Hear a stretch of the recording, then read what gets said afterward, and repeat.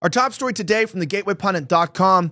Representative Jasmine Crockett's wicked attack on First Lady Melania will have you absolutely screaming.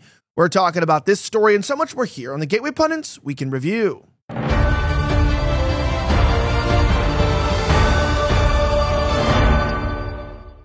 My name is Elijah Schaefer, and this is the Gateway Pundits Week in Review, where we cover the top stories of the last 24 hours. Our top story today, Jasmine Crockett.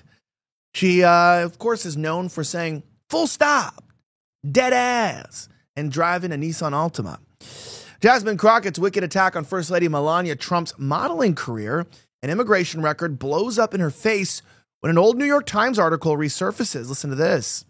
Colin Linebarger reports that race-baiting Jasmine Crockett made a wicked personal attack on First Lady Melania Trump's qualifications and intellect during a House hearing, and it completely backfired on her via a surprising source.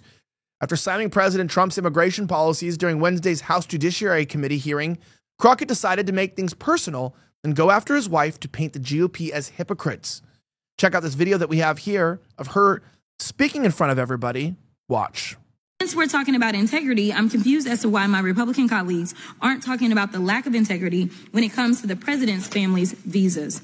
Let me remind y'all that Melania, the First Lady, a model, and when I say model, I'm not talking about Tyra Banks, Cindy Crawford, or Naomi Campbell level, applied for and was given an EB-1 visa. And what that stands for is an Einstein visa. Now, y'all that don't know, let me tell you how you receive an Einstein visa. You're supposed to have some sort of significant achievement, like being awarded a Nobel Peace Prize or a Pulitzer, being an Olympic medalist, or having other sustained extraordinary abilities and success in sciences, arts, education, business, or athletics. Last time I checked, the First Lady had none of those accolades under her belt. It doesn't take an Einstein to see that the math ain't mathin' here. Nevertheless, what Republicans are doing with this reconciliation process, the travel bans and revoking visas, jeopardizes our national security. It threatens our communities, our higher education, and our economy. Visas like the largely vetted J visas for higher education and M visas for trade, training, attract the next innovators, medical providers, researchers, and educators that we need. Don't you love her little congressional pin? She's got her little medallion. I've always thought it to be interesting. I got into an argument today with a female. This one girl put up a picture of herself with more body fat percentage in revealing clothing. Her buttocks, her breasts were very, very visible. And another picture of herself with her abs showing, also in revealing clothing. And I didn't see the original post. I saw her response to it where she goes, I cannot believe men were commenting on this. I was just trying to show how I've lost some weight. And everyone was talking about how I was more attractive before I lost weight. And I don't understand what's going on. Why are men so gross and sexual? So I just went in there and I was nice. I wrote a comment like, hey, just so you know, curves and that type of body fat percentage can be linked to fertility. And men are hardwired as sexual beings. They find that to be fertility to be attractive. And on the right, you look malnourished and, well, I'm sure you feel great. That's typically not as attractive to men. And you shouldn't be surprised when you put up, clothing. Pictures with not really wearing any clothing, that men would find that sexually arousing and comment on it. And also, if you're uploading pictures of yourself nearly naked, usually women do that for attention and they deny it. But, it's usually you're looking for attention. And all these women got really mad at me for explaining how biology works and how society works. And they're all this one girl was like, your wife must be so upset you talking about a woman's fertility publicly like this. And I just looked at her and I went, I was a high school biology teacher, and this woman has the intellect of a ninth grader, and she doesn't understand how men work, and that if you upload naked pictures of yourself, men are probably going to comment on them in a sexual way. And I was thinking of it. I was like, man, feminism has really pushed women into a place where they really don't have any accountability in today's society. You know what I mean? They really, really, really are in spaces that they don't understand. And here's what's funny is then I responded back to that woman. I'm like, this is ridiculous. She responds back to me and says, oh, so you must be a weak man then because you're out here fighting with a woman. That's not a manly thing to do. And I just, some other woman was like, you're actually traditionally the public forum in these arguments have always been masculine and male oriented. You guys invaded the male space. You wanted to be a part of the social conversations. But, I don't think you understand that, like, you know, as a woman, like when a man's trying to help you and explain something to you, men aren't telling women things to mansplain. We're telling women things because we like to help them and, you know, aid them. And I know that you know, it's very traditional to view women as helpmates and whatnot, but it is just odd to me that, like, it is odd to me having women in power, you know what I mean? Like having women in Congress, or having like uneducated black women that are DEI hires in Congress.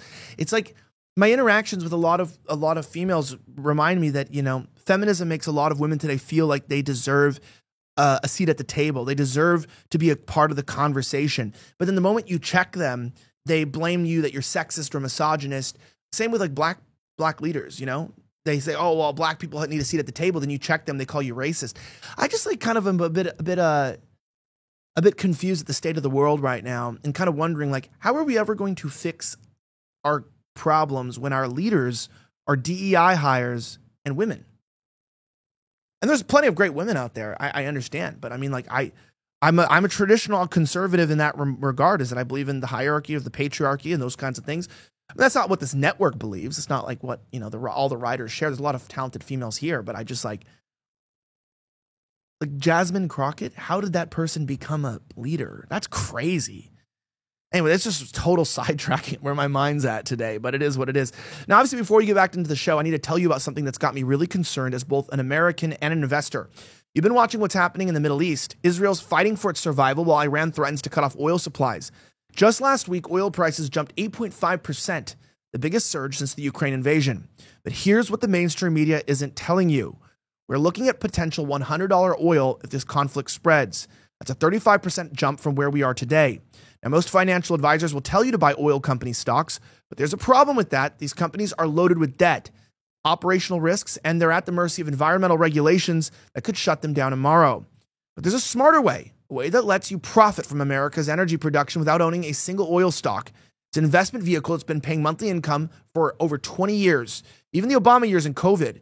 Munger used this exact strategy to turn $1,000 into $100,000 annually over just 6 decades. For as little as $15, you can get all the details today at ElijahOil.com, ElijahOil.com. With Iran promising retaliation on our energy security, right now is the time to invest. Check it out today with the Oxford Club at ElijahOil.com. That being said, watch as Representative Brandon Gill embarrasses racist DEI expert with a few simple questions during a testy hearing. Quillen Linebarger reports that Representative Brandon Gill is fast emerging as one of the brightest, youngest stars of the Republican Party, with a series of star-turning performances at congressional hearings. On Wednesday, he displayed this talent while facing off against the so-called DEI expert named Dr. Sean Harper during a congressional hearing. Check out the interactions here. It won't surprise you. Watch. It should be a colorblind society. For instance, should people be treated differently based on their race? It's just a yes or no question. It's not a yes or no question. It's a yes or no question. It is as I said in the beginning of my testimony, America yes or has no not done right by indigenous peoples, by black people, by Asian American and Pacific Islander people. Should people be treated differently based on their race? Yes or no? People should receive the services and the support and the remedies that are owed to them. That they should be treated differently based on their race. They should receive the remedies that are owed to them because of the systemic racism and injustice. Do you believe that race should be considered in employer hiring practices? I do not believe that white people are the only qualified people for jobs. I didn't say that. Nobody said that. I asked you if race should be considered in employer hiring practices. And you're not going to intimidate me by slandering me as a racist. I did not call you a racist. No, you're not going to intimidate me by insisting that I called you a racist. Straightforward question. It's a yes or no question. Should race be considered in employer hiring practices? Yes or no? I believe that diversity ought to be considered as companies and other organizations attempt to reflect their customers, our country. I'll take that as a yes. Which race do you think should be preferred? I do not think that a single race should be preferred. Well, you just said that you believe that race should be considered in employer hiring practices.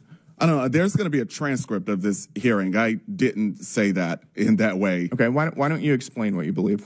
What I said and what I believe is that the demographic composition of workplaces, which our nation's military, and so on, our Congress, ought to reflect the diversity of the United States of America. Demographic composition. Racial demographic. Is that what you're saying? Racial, gender. Okay, so race should be a factor in employer hiring practices.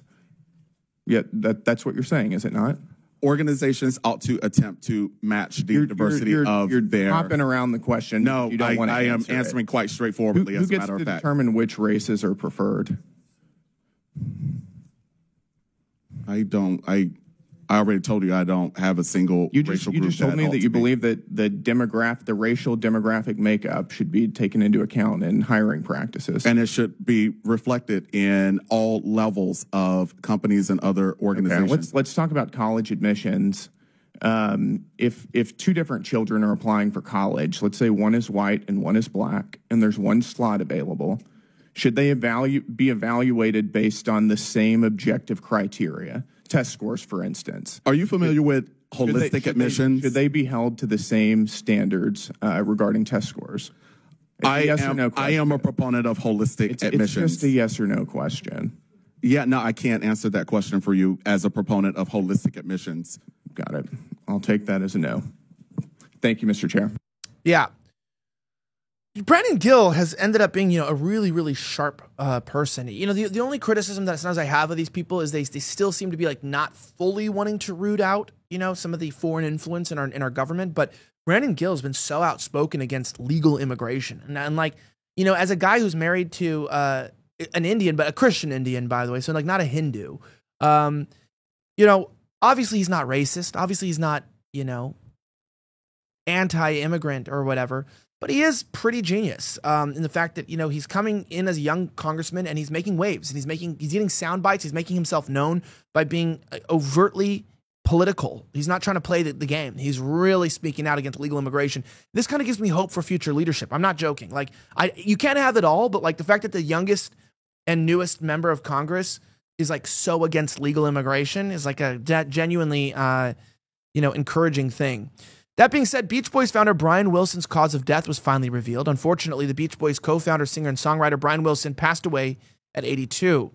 Wilson's family did not immediately disclose the cause of death. He suffered from dementia. However, we find out here that they said that please respect their privacy, but they obtained the death certificate at TMZ, which just says respiratory arrest as his main cause of death. So it's when the heart is still beating but the lungs stop functioning. Listen, I think I used to always think like, 82, like that's so old. But like now that I'm getting older, I'm like, I'm going to die soon. You know what I mean? Like I'm looking at my son and, I went in last night. I had a couple drinks, you know what I mean? Whatever. With my son. He was taking a couple shots of vodka. And I'm totally joking. He drank milk, right? Went to bed. I had a couple drinks. You know how it is. You get home. You're just like, whatever. You pull out your cigar, pull out a drink, maybe something else. And you kind of like finally let go and relax a little bit. He woke up and I went in and I'm like, I gave him a little kiss on the forehead. I was like, yeah, go back to bed. And he goes, hug, Dad, hug. And I gave him a hug. He goes, thank you. And goes to sleep. And I looked at him and I was just like, man, you ever look at your kids in the eyes or, or someone you love? You're like, oh, man, you have your whole life ahead of you. You got your whole life. Please don't make the same mistakes I did. Don't be in the same position I'm in my life. We want better for our future generations and our children. But man, reminding you that 82 is not that old. And we're only guaranteed to live to like 79, they say on average. But as I mentioned on previous shows, someone just died out in front of our office 2 days ago, not wearing a helmet, smacked their head on the floor and died in a car accident. So, it's important to make sure that you keep your life humble and remember to put and submit all things to the Lord. So that you are, when you die, when your time comes, that you can meet Christ in paradise. I'm Elijah Schaefer. Thank you so much again for watching another episode of the Gateway Pundits Weekend Review. Don't forget to join our mug club to get this amazing mug. You can join. It's a few dollars a month. And I think in the future, we need to get some sort of a graphic. Can you write that down? That like you can just like put up here that's like shows the mug club and like show like something that we can just like, reference. Because you can help support independent media and journalism. It really helps us out. And we appreciate you. Anyway, have a great rest of the week. Don't forget to drop a comment, subscribe, and follow the show. And may God bless the United States of America. I'm signing out.